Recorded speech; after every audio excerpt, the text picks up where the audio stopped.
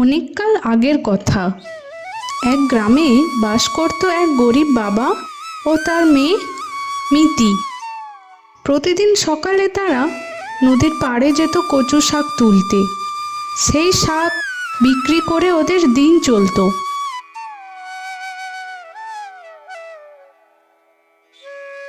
মিতি, এই মিতি, আজ খুব কম বাজার করে এনেছি, তুই এটা দিয়েই রান্না কর।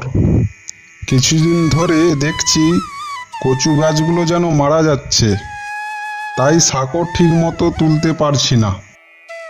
আজ অনেক দিন পর বাজার থেকে একটু মাছ আনতে পেরেছি, একটু বেশ ভালো করে মাছের টক ঝোল করতো।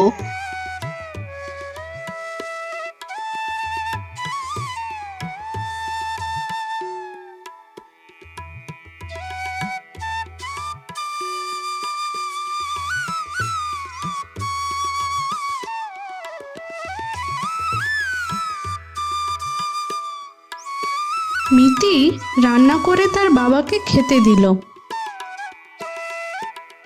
বাহ, অনেক দিন পর মাছ দিয়ে ভাত খেলাম। মা, তুই খেয়ে নে এবার। হ্যাঁ বাবা, আমি খেয়ে নেব, তুমি একটু বিশ্রাম করো।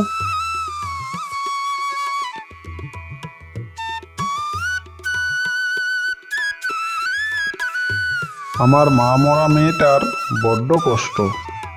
সেই কোন ছোটবেলায় ওর মা অসুখে মারা গেছে। টাকা পয়সার অভাবে ঠিকমতো চিকিৎসা করতে পারিনি। মিতি বড় হচ্ছে, ওর জন্যও পাত্র দেখতে হবে। দেখি কাল একবার রতনদার সাথে কথা বলতে হবে।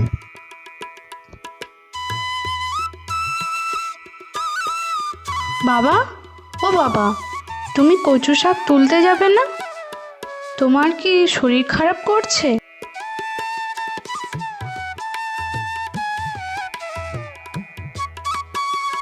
হ্যাঁ রে মা, শরীর খুব দুর্বল লাগছে। আজ তুই নদীর পাড়ে যাবি আর কচু শাক তুলে নিয়ে আসবি। হ্যাঁ বাবা, কেন যাব না? তুমি শুয়ে থাকো, আমি যাচ্ছি আজ কচু শাক তুলতে, আর বাজারেও ওটা নিয়ে যাব। কিন্তু তুই নদীর পাড়ে বনের ধারে যাবি না, ওখানে কেউ যায় না। ঠিক আছে বাবা।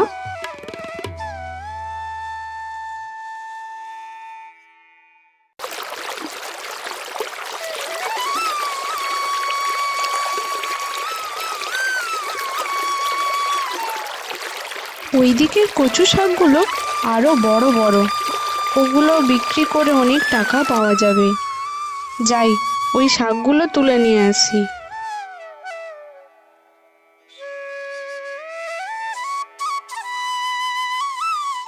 মিতি খেয়াল করলো না কখন শাক তুলতে তুলতে বনের ভেতর চলে গেছে। হঠাৎ বন থেকে একটি বুড়ি বেরিয়ে এসে বলল, এই মেয়ে, আমাকে একটু কচু শাক দিবি?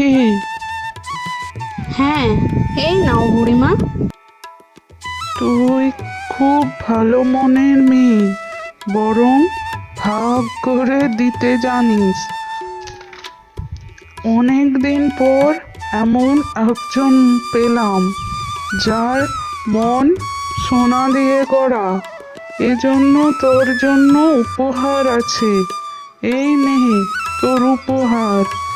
এই পুঁটলিটা তুই যতবার খুলবি ততবারই দেখবি কত রকমের খাবার আর শাক বেরোবে। তবে মনে রাখবি, বেশি লোভ করবি না। সেদিন থেকে বাবা মেয়ের জীবনে আশ্চর্য পরিবর্তন হলো। আর কষ্ট সহ্য করতে হলো না তাদের। পুঁটলির জাদুতে প্রতিদিন খাবার জুটে যেত। তারা গরিব থাকলেও অভাব ছিল না তাদের।